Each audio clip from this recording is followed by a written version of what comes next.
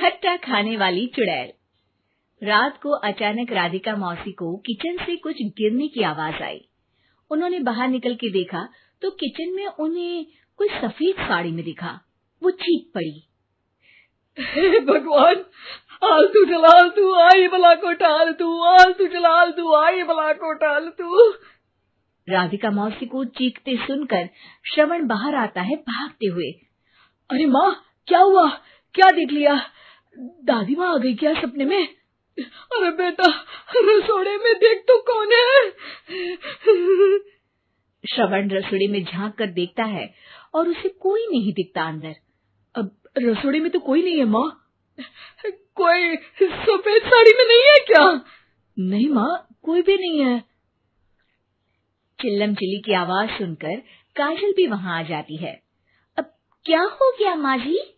अरे बेटा, रसोड़े में एक चुड़ैल थी सफेद साड़ी में। अरे क्या कर रही थी वो अंदर? अरे बताया नहीं, कल आएगी ना तो पूछ लूंगी। चुड़ैल जी, आपका क्या प्लान है? माँ जी, रात बहुत हो गई है, आपने कोई बुरा सपना देखा होगा, चलिए सो जाइए। राधिका मौसी सोने तो चली जाती है, पर उनको रात भर नींद ही नहीं आती। वो कुछ भी उलझुल बातें सोचने लगती है। कहीं चुड़ैल की वजह से तो घर में टेंशन नहीं हो रहा, कहीं उसी की वजह से तो वो दादी नहीं बन पा रही। सुबह जब राधिका मौसी रसोड़े में छानबीन करती है तो पाती है कि नींबू का अचार गायब है। चुड़ैल नींबू का अचार ले गई, मुझे तो ठीक नहीं लग रहा कुछ। चुड़ैल को भी पता है कि जिंदगी का असली मजा तो खट्टे में ही है।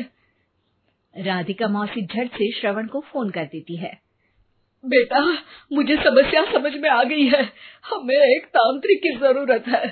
अरे क्या बोल रही हो माँ, तांत्रिक की क्या जरूरत है? आप पूजा पाठ तो कर ही रही हो ना।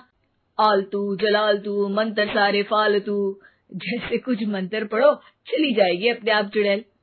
अरे नहीं बेटा, कभी चुड़ैल को कम नहीं समझते। अरे तुझे पता भी नहीं चलेगा कि कभी वो छल करके काजल की जगह घर की बहू खुद बन जाएगी। क्या माँ, कुछ भी बोल रही हो? कहाँ काजल और कहाँ चुड़ैल? वैसे एक बात बताओ, काजल को अगर गाने के लिए बोल देना तो चुड़ैल काजल की आवाज सुनकर घर तो क्या, धरती लोग छोड़कर चली जाएगी। तुम ना पढ़े लिखे बच्चे हर चीज को मजाक समझते हो।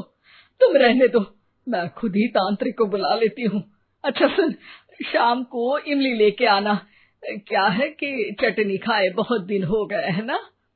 नहीं माँ, इमली तांत्रिक से ही मंगवा लो ना, आटा वगैरह भी उसी से पिसवा लेना। देखो, मुझे काम करना है।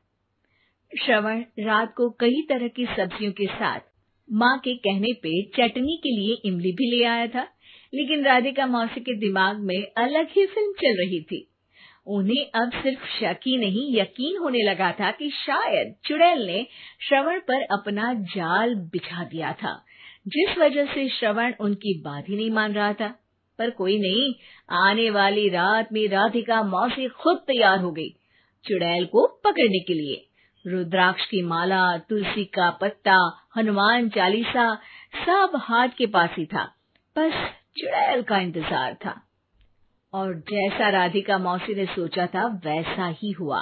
वो चुड़ैल उस रात भी आई, पर वो राधिका मुझे हर्ट हो रहा है। बिग बॉस मुझे हर्ट हो रहा है, हर्ट हो रहा है मुझे, हर्ट हो रहा है, हर्ट हो रहा है मुझे।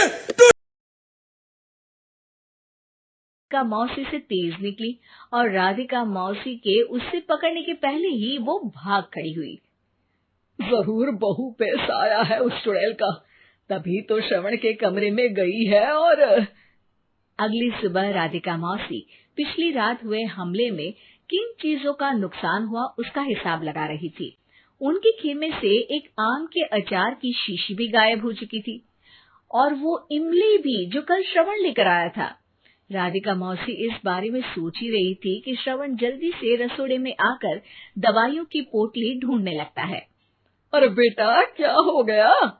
अब माँ, वो काजल की तबीयत खराब है, बहुत घबराहट हो रही है उसे। हे भगवान, मैंने पहले ही कहा था कि तांत्रिक को बुला लेते हैं, पर नहीं, अब देखो उस चुड़ैल ने काजल को अपने वश में करना शुरू भी कर दिया है। हालांकि श्रवण भूतों में विश्वास नहीं करता था, पर अब वो भी डर जाता है और राजी हो जाता है एक तांत्रिक को बुलाने के लिए। कुछ ही घंटों में तांत्रिक आ जाते हैं और राधिका मौसी तांत्रिक जी को सब बता देती है। घोर संकट, घनघोर संकट, चुड़ैल को मारू जोर चाकट, ओम भट स्वाहा खटखा के आहा। अरे ये क्या मंत्र है? मेरे खुद के ओरिजिनल मंत्र है, कल रात को ही लिखे हैं, अच्छे लगे तो दाद चाहूंगा। एक और मंत्र सुनो।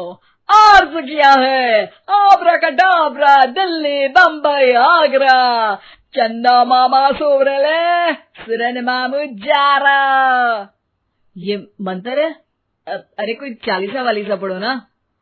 वक्त कम है, 40 नहीं पड़ेंगे, 20-25 में काम चलाना पड़ेगा।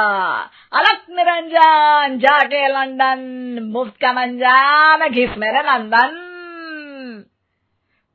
अरे जल्दी करो तांत्रिक जी, जल्दी करो। तांत्रिक अपने उल झलूल मंत्र पढ़ने लगता है। श्रवण को तांत्रिक पे शक होता है। वो अपने एक डॉक्टर दोस्त को कॉल कर देता है ताकि कोई अनहोनी हो तो इमरजेंसी में चीजें मैनेज हो जाए।